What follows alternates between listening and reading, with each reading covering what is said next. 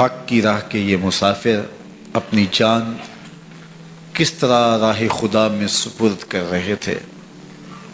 اہل کوفہ سہمے ہوئے ڈرے ہوئے ابن زیاد کے دربار میں بیٹھے تھے، اور امام حسین رضی اللہ تعالی عنہ کے قتل کا، ان کی شہادت کا انہیں دکھ تو تھا، لیکن ان کے اندر ہمت، طاقت اور توانائی نہیں تھی۔ ان کی تلواریں یزید کے ساتھ رہیں اور دل امام حسین رضی اللہ تعالی عنہ کے ساتھ رکھنے کی بات کرتے تھے۔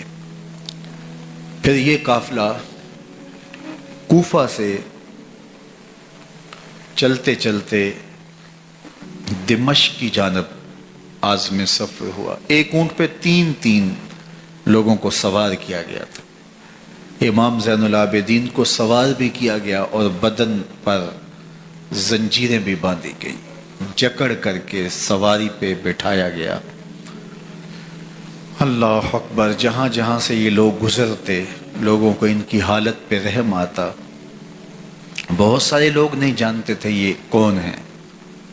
عمومی طور پہ راستوں میں یہی بتایا گیا کہ کچھ باغی لوگ ہیں جنہوں نے حکومت سے بغاوت کی، تو ان کے کیفر کردار تک پہنچا دیا گیا۔ راستے میں ایک گرجا گھر آیا اور وہاں یہ لوگ رات رکتے ہیں۔ گرجا گھر کی دیوار پہ لکھا ہوا تھا: اترجو امت قتلت حسین شفاعت جدہ یوم الحساب۔ کیا وہ امت جنہوں نے حسین ابن علی کو شہید کیا قیامت کے دن انہی کے نانے سے شفاعت مانگیں گے؟ کس منہ سے شفاعت طلب کریں گے؟ اسی حسین ابن علی کے نانا سے، جن کے بیٹے کو، جن کے شہزادے کو، نواسے کو ان لوگوں نے شہید کیا۔ جب یہ تقدس مآب قافلہ دمشق پہنچا تو راستے میں ایک شخص قرآن مجید کی تلاوت کر رہا تھا۔ اپنے مکان کی چھت پہ بیٹھ کے تلاوت کر رہا تھا، اور یہ قافلہ اس طرح سے گزر رہا تھا کہ شہیدوں کے کٹے ہوئے سر نیزوں کی نوک پہ تھے، اور عصمت شیار خواتین اور امام زین العابدین اونٹوں پہ بندھے ہوئے تھے۔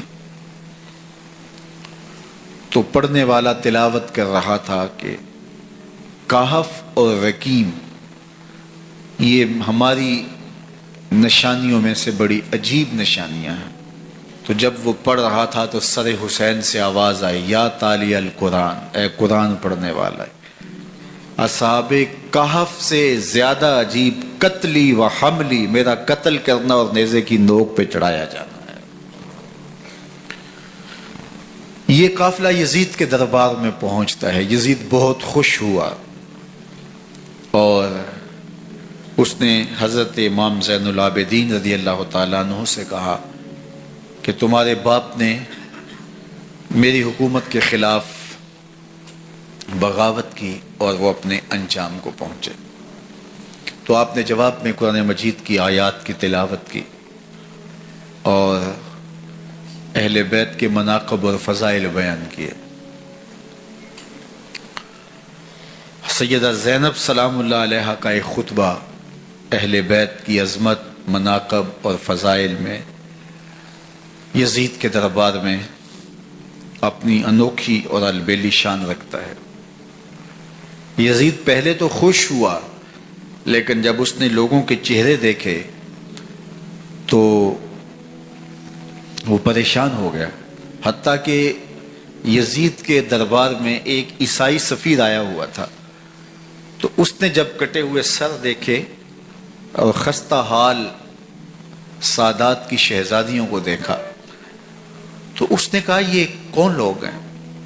تو اسے بتایا گیا، تو اس نے بڑے تعصف کا اظہار کیا، کہا کتنے بد نصیب لوگ ہو، ہمارے پاس حضرت عیسیٰ علیہ السلام کے گدھے کا کھر موجود ہے اور ہم اسے بھی عزت کی جگہ پہ رکھے ہوئے ہیں، اور تم کتنے بدبخت ہو، اپنے رسول کے نواسے کو شہید کر دیا۔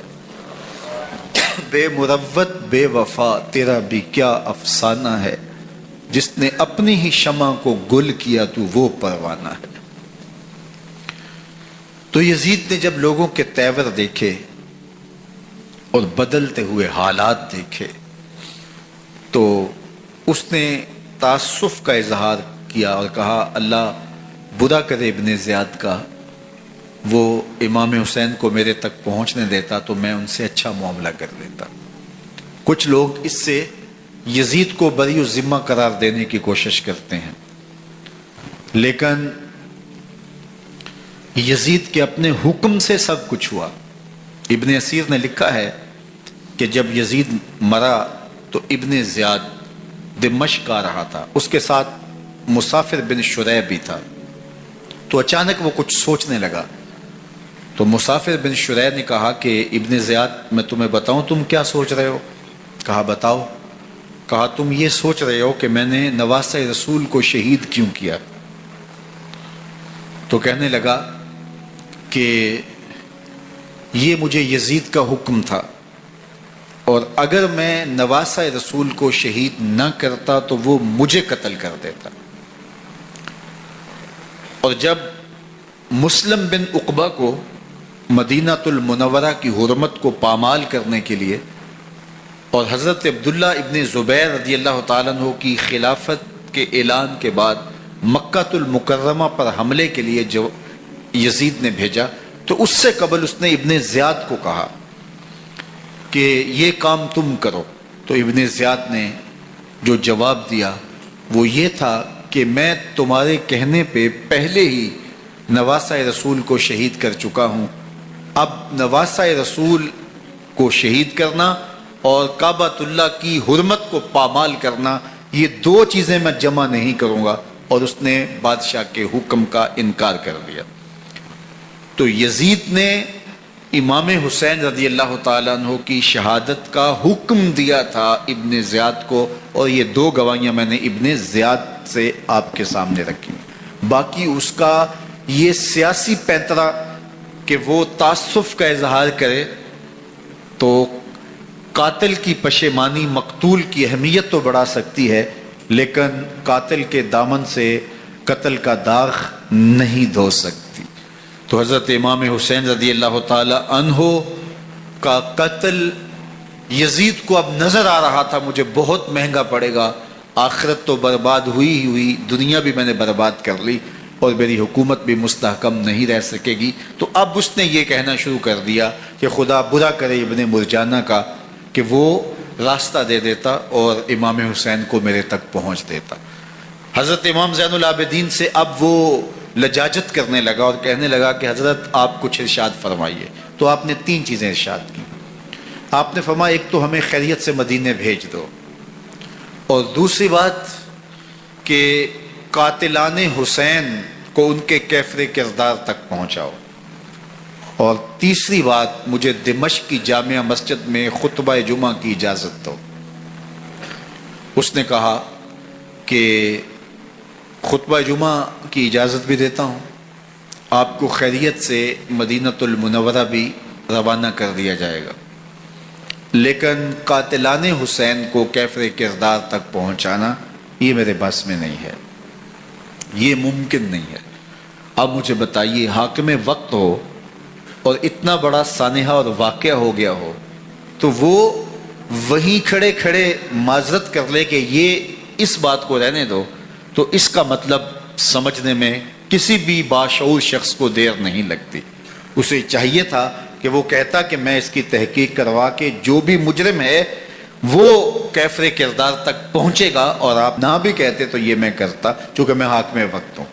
لیکن اس نے فوراً کہا کہ یہ ممکن نہیں ہے، تو اس کا مطلب کیا کہ مجرم میں خود ہوں، تو میں اس سے جو ہے وہ بچنا چاہتا ہوں۔ تو اس نے حضرت امام زین العابدین کو کہا دو شرطیں تو قبول ہیں، لیکن یہ تیسری شرط قبول نہیں ہے اور یہ ممکن نہیں ہے۔ تو یہ واضح اس بات کا اشارہ ہے کہ یزید کے حکم سے، اس کی منشا سے اور اس کے کہنے سے حضرت امام کو شہید کیا گیا، اور اس نے حضرت امام حسین رضی اللہ تعالی عنہ کے مبارک لبوں پر چھڑیاں بھی ماری اور آپ کے دانتوں پر ضربیں لگائیں چھڑیوں کی۔ وہ تو ایک صحابی وہاں موجود تھے جو کھڑے ہو گئے، انہوں نے کہا ارفع ھذا القدیب عن ھاتین الشفتین، ان ہونٹوں سے چھڑی ہٹا لے، میں نے ان آنکھوں سے رسول اللہ کو یہ ہونٹ چومتے ہوئے دیکھا ہے۔ جس طرح ابن زیاد کے دربار میں ہوا تو یہاں بھی ہوا۔ اللہ اکبر۔ تو یزید اپنے تئیں خوش تھا، لیکن لوگوں کے احتجاج کی سکت نہیں لا سکتا تھا کہ نواسہ رسول کو شہید کر دیا گیا، تو وہ یوں اپنی بات کو چھپانا چاہتا تھا اور بات ابن مرجانہ ابن زیاد پہ ڈالنا چاہتا۔ لیکن ابن زیاد کہتا ہے کہ اگر یزید کے کہنے پہ میں امام حسین کو قتل نہ کرتا تو میں قتل کر دیا جاتا، اور میں غزوہ کعبہ اور قتل امام حسین دونوں کو جمع نہیں کر سکتا، لہٰذا اب میں یزید کا یہ حکم نہیں مانوں گا، اس نے پہلے مجھ سے بہت بڑی زیادتی کروائی ہے۔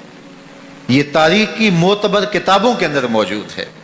اب یزید نے کہا دو باتیں مان لیتا ہوں، آپ کو مدینہ المنورہ بھی رخصت کر دیتے ہیں، اور دوسرا آپ کو مسجد دمشق میں خطبہ کی اجازت بھی دیتے ہیں۔ اللہ اکبر۔ یہ وقتی تصرف تھا اس کا، ورنہ یہ کون ہے اجازت دینے والا؟ ممبر تو حسین ابن علی کے نانے کا ہے۔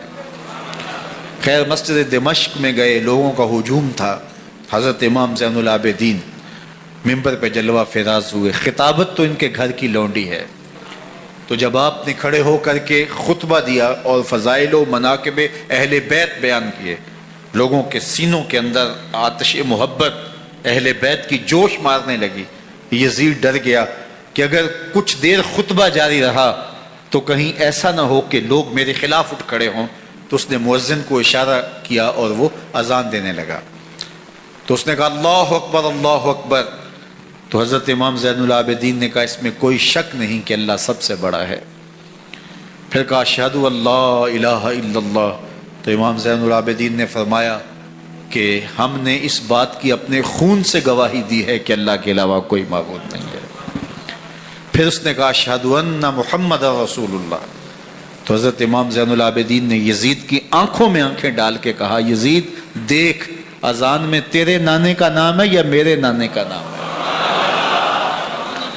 تو حسین ابن علی رضی اللہ تعالیٰ عنہ کا نام کبھی بھی مٹنے والا نہ، زیاد کا وہ ستم رہا نہ یزید کی رہی وہ جفا، رہا تو نام حسین جسے زندہ رکھتی ہے کرم۔